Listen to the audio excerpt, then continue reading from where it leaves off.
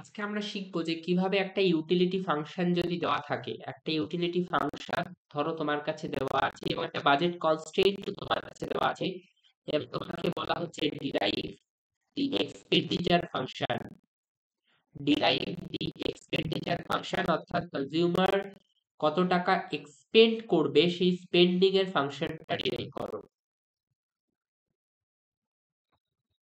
এবার এই যে এক্সপেন্ডিচার ফাংশন, এই এক্সপেন্ডিচারটা কিসের কিসের ফাংশন হয়?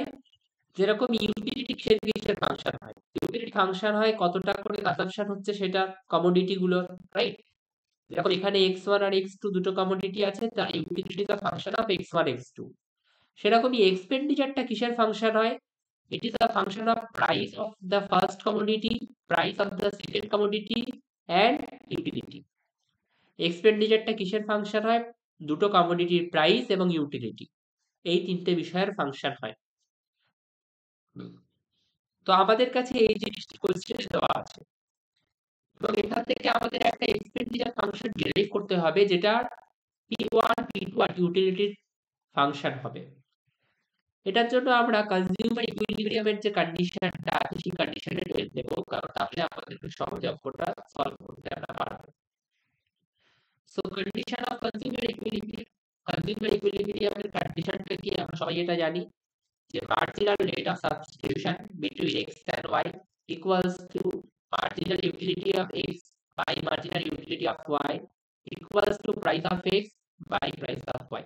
এটা হচ্ছে the condition of consumer equilibrium।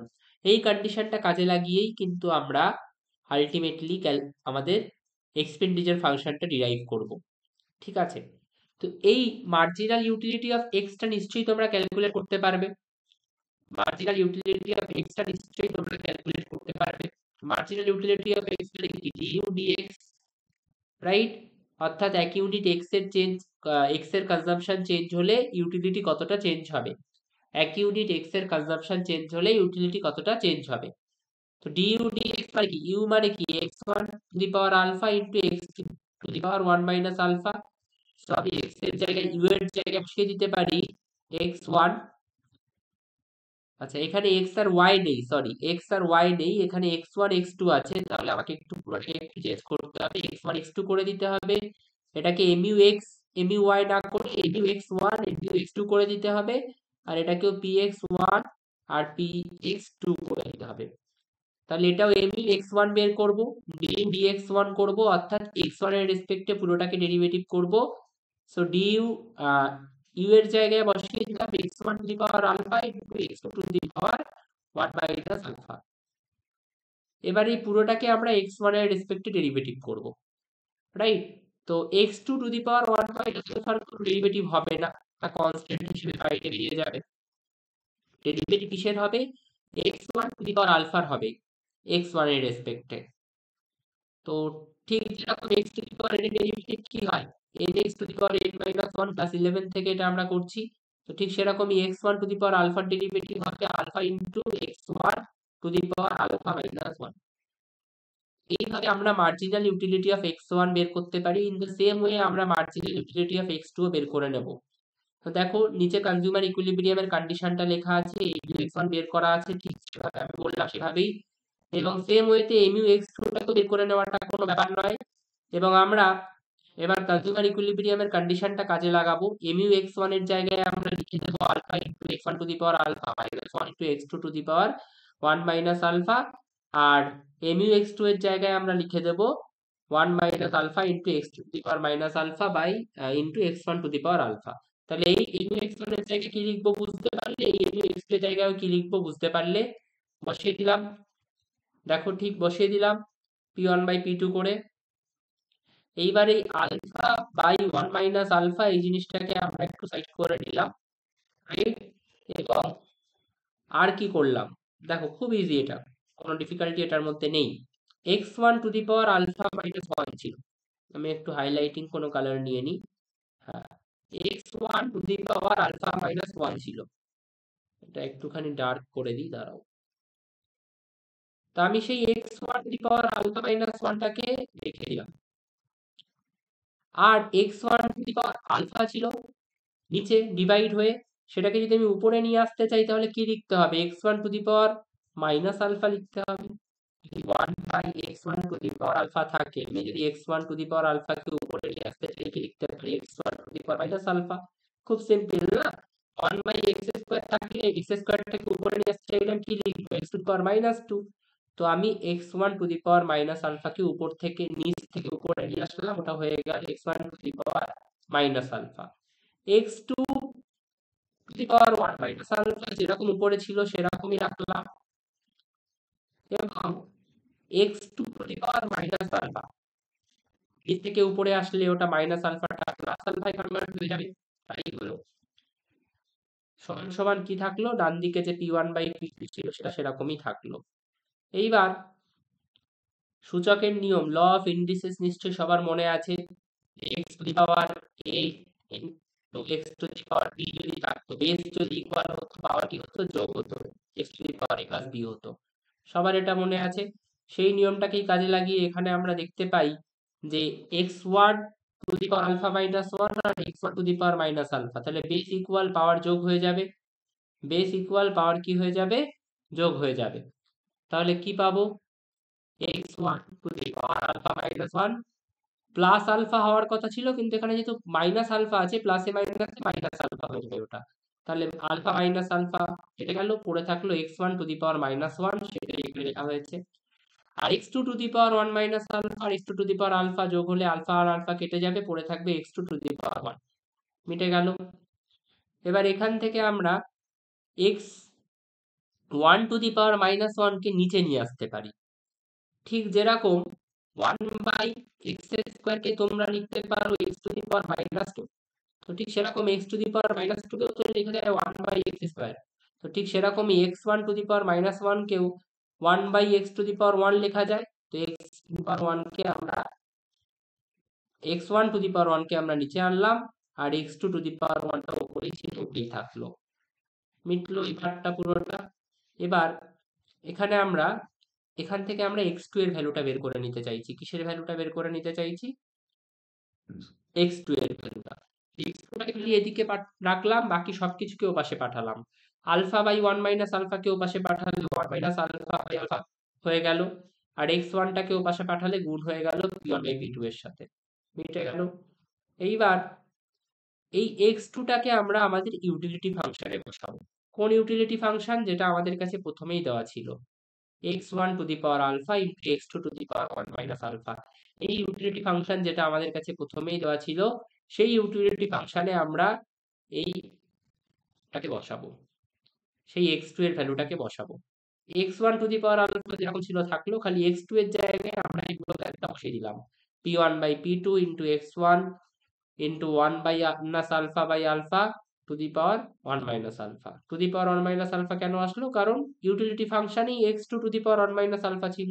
তো x2 এর জায়গায় এই পুরোটা বসলো, খালি পাওয়ারে এই 1 মাইনাস আলফাটা বসলো। হলো। এবার এই 1 মাইনাস আলফাটা দেখো, এই 1 মাইনাস আলফাটা তো সবার সাথেই আছে, এই p1/p2 এর সাথেও আছে, x1 এর সাথেও আছে, 1 মাইনাস আলফা বাই আলফার সাথেও আছে। তো আমি x1 এর সাথে যে টু দি পাওয়ার 1 মাইনাস আলফাটা আছে সেটাকে আমি ব্র্যাকেট থেকে বাইরে বের করে নিলাম। x1 টা বাইরে বের করে নিলে খালি x1 টা একা বেরিয়ে আসবে না, তার পাওয়ারে যে 1 মাইনাস আলফাটা থাকছে সেটাও বেরিয়ে আসবে। তো x1 to the power 1 minus alpha ব্র্যাকেটের বাইরে বেরিয়ে আসলো, বাকিগুলোকে ব্র্যাকেটেই রেখে দেওয়া হলো। হলো। এইবার এই x1 to the power alpha আর x1 to the power 1 minus alpha আবার যদি আমি গুণ করি, বেস একই, বেস ইকুয়াল, পাওয়ার কি হয়ে যাবে? যোগ হয়ে যাবে। তাহলে alpha plus 1 minus alpha, alpha আর আলফা যোগ বিয়োগ হয়ে কেটে গেল, পড়ে থাকলো 1। তাহলে x1 to the power 1 to the পাওয়ারে 1 থাকা আর না থাকা সমান, তো ওটাকে আর লেখা হয়নি আলাদা করে। এইবার ইকুয়েশনটা এরকম দাঁড়ালো। এবার এখান থেকে কি আমরা x এর ভ্যালু পেয়ে যেতে পারি? x1 এর ভ্যালু অবশ্যই পেয়ে যেতে পারি। কিভাবে? এই পুরো p1/p2 into 1 minus alpha by alpha to the power 1 minus আলফাকে বাদিকে পাঠিয়ে দেবো, অর্থাৎ ভাগ করে দেবো। তবেই আমরা x1 এর ভ্যালু পেয়ে যাব, এবং পেয়েও গেলাম। এবার ভালো করে বোঝো। ধরো x এর ভ্যালু আছে u by a to the power 2 বা a স্কোয়ার। আমি যদি a স্কোয়ার কে উপরে নিয়ে যেতে চাই, আমি কি লিখতে পারি? u into a to the power minus 2। তোমরা বলবে হ্যাঁ লিখতে পারি। তাহলে এই 2 এর আগে একটা মাইনাস চলে আসছে, রাইট? উপরে নিয়ে গেলেই মাইনাস চলে আসছে। তাহলে আমি এই পুরোটা p1/p2 into 1 minus alpha by alpha এর উপরে নিয়ে গিয়ে লিখতে পারি, পারি। তাহলে কি হয়ে যাবে, এই 1 মাইনাস আলফা যে পাওয়ারটা তার আগে একটা মাইনাস চলে আসবে। তো 1 মাইনাস আলফা পাওয়ারের আগে মাইনাস চলে আসা মানে কি, ব্র্যাকেটটা খুললেই -1 প্লাস আলফা হয়ে যাবে। ব্র্যাকেটটা খুললেই 1 এর সাইন মাইনাস হয়ে যাবে, আলফার সাইন প্লাস হয়ে যাবে, তো আলফা -1 হয়ে যাবে, রাইট? তো সেই আলফা -1 পাওয়ারে চলে এসছে, যেই আমি এটাকে উপরে নিয়ে এসেছি। তাহলে আমরা এখান থেকে x1 এর ভ্যালু পেয়ে গেলাম। এবার এই x1 এর ভ্যালুটাকে যদি আমরা ইউটিলিটি ফাংশনে বসিয়ে দিই, ইউটিলিটি ফাংশন যেটা প্রথমে দেওয়া ছিল, অর্থাৎ equals to x1 alpha x2 to the power 1 minus alpha. এই x1 এর জায়গায় আমরা এবার কি বসিয়ে দিলাম, এই x1 এর জায়গায় আমরা x1 এর ভ্যালুটাকে বসিয়ে দিলাম। বসিয়ে দিয়ে সেখান থেকে আমরা যে আবার ক্যালকুলেট করলাম, সেখান থেকে আমরা সেম ওয়েতে, একদম সেম ওয়েতে, খুব একটা ডিফিকাল্ট এর পরে আমরা x2 পেয়ে যাব। এবং x2 এর ভ্যালু কি পেলাম, এটাকে আমি আর এক্সপ্লেন করছি না, খুব সিম্পল বিষয়। x2 এর ভ্যালু আমরা পেলাম into alpha by 1 minus alpha into p2/p1 to the power minus alpha. এইবার ভাবো এক্সপেন্ডিচার কিসের ফাংশন? এক্সপেন্ডিচার তোমাদেরকে আগেও বলেছি p1 p2 আর ইউটিলিটি ফাংশন। এইবার আমরা সেই এক্সপেন্ডিচার ফাংশনটা বানাবো। এক্সপেন্ডিচার ফাংশন কিভাবে বানাই? এক্সপেন্ডিচার ফাংশন মানে কি, এক্সপেন্ডিচার মানে কি, আমি কত টাকা খরচা করছি, মানে আমার মানি স্পেন্ড, কত টাকা আমার মানি স্পেন্ড হচ্ছে। সেটা আলটিমেটলি কিছুই না, বাজেট কনস্ট্যান্ট থেকেই পাওয়া যায়। বাজেট কনস্ট্যান্ট অর্থাৎ p1x1 প্লাস p2x2 থেকেই পাওয়া যায়। এবার কথা হচ্ছে, এই বাজেট কনস্ট্রেইনটাকে কি আমি এক্সপেন্ডিচার ফাংশন বলতে পারি? তো তার উত্তর হচ্ছে না, বলতে পারি না। কেন? কারণ বাজেট কনস্ট্রেইনটে তো এটা তো শুধুমাত্র p1 p2 আর ইউটিলিটির ফাংশন না, এখানে x1 x2 আছে, ইউটিলিটি তো নেই। x1 x2 আছে এবং ইউটিলিটি নেই। তো এটা শুধুমাত্র p1 p2 আর ইউটিলিটির ফাংশন নয়, তো আমরা বাজেট কনস্ট্রেইনকে এক্সপেন্ডিচার ফাংশন বলতে পারি না। তো এইবার এটাকে এক্সপেন্ডিচার ফাংশন বানানোর জন্য আমরা কি করলাম, এই x1 এর জায়গায় x1 এর ভ্যালুটা বসিয়ে দিলাম, যেটা বের করেছি এতক্ষণ খেটে আমরা, এবং x2 এর জায়গায় x2 এর ভ্যালুটাকে বসিয়ে দিলাম, যেটা এতক্ষণ খেটে আমরা কি করেছি। এইবার এই পুরো ফাংশনটা কিসের কিসের function, p1 utility, p1 p2 এগুলো সব কনস্ট্যান্ট, কিন্তু আলফা আলফা আলফা এগুলো সব কনস্ট্যান্ট, তো এগুলোকে ধরা হবে না। আবার p2 you, p2 p1 R alpha. So পুরো ইকুয়েশনটা এখন কিসের ফাংশন, পুরো ইকুয়েশনটা এখন শুধুমাত্র p1 p2 আর ইউটিলিটির ফাংশন। তো যেই একটা ফাংশন শুধুমাত্র p1 p2 আর ইউটিলিটির ফাংশন হয়ে যায়, আমরা ওটাকে কি বলি, এক্সপেন্ডিচার ফাংশন। এইভাবে আমরা এক্সপেন্ডিচার ফাংশনটা বসালাম, বের করলাম কিভাবে, আমরা কনজিউমার ইকুইলিব্রিয়ামের কন্ডিশনটাকে প্রথমে কাজে লাগিয়েছি। কাজে লাগিয়ে আমরা সেখান থেকে কি করেছি, সেখান থেকে আমরা x1 এর ভ্যালুটা বের করেছি এবং x2 এর ভ্যালুটা বের করেছি, এবং সেই ভ্যালুটাকে আমরা ইউটিলিটি ফাংশনে বসিয়েছি। সেই ভ্যালুটাকে আমরা ইউটিলিটি ফাংশনে বসিয়েছি, বসিয়ে আমরা সেই ভ্যালু থেকে আবার x1 x2 বের করেছি। তো আমরা এখানে x1 x2 কিন্তু দুবার বের করছি, ভালো করে বুঝবে। আমরা ফার্স্টে কি করলাম, আমরা ফার্স্টে কনজিউমার ইকুইলিব্রিয়ামের কন্ডিশন থেকে x2 এর ভ্যালুটা বের করলাম, সেই x2 এর ভ্যালুটাকে ইউটিলিটি ফাংশনে বসালাম, রাইট? সেখান থেকে আমরা x1 বের করলাম, এবং সেই x1টাকে আবার ইউটিলিটি ফাংশনে বসিয়ে ইউটিলিটি ফাংশন থেকে আবার x2 বের করলাম। তাহলে আমাদের কাছে x1 x2 দুটোই চলে এসেছে। এইবার যেই আমাদের কাছে x1 x2 দুটোই চলে এসেছে, আমরা কি করব, আমরা x1 x2 আসার পরেই আমাদের কাছে আর কি করার আছে, আমরা বাজেট কনস্ট্রেইনটে চলে যাব। বাজেট কনস্ট্রেইনটে গিয়ে আমরা বাজেট কনস্ট্রেইনটে যে p1 x1 plus p2 x2 আছে, সেই x1 এর জায়গায় আর x2 এর জায়গায় x1 x2 এর ভ্যালুটা বসিয়ে দেবো। বসিয়ে দিলেই দেখবে পুরো ইকুয়েশনটা p1 p2 আর ইউটিলিটি ফাংশনে কনভার্ট হয়ে যাচ্ছে। p1 p2 ইউটিলিটি ফাংশনে কনভার্ট হয়ে যাওয়া মানেই ওটা এক্সপেন্ডিচার ফাংশন হয়ে গেছে। So your job is done. In this way we can derive the expenditure function. তো আমাদের কাছে যদি ইউটিলিটি ফাংশনটা দেওয়া থাকে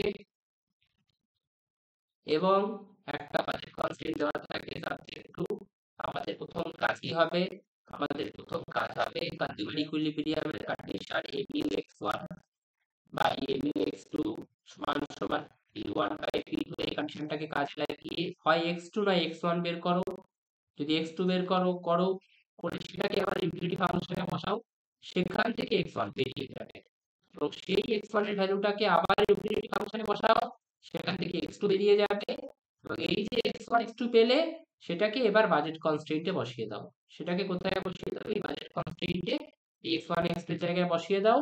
তুমি তোমার এক্সপেন্ডিচার ফাংশনটা পেয়ে যাবে, যেটা হবে শুধুমাত্র P1 P2 আর ইউটিলিটি ফাংশন।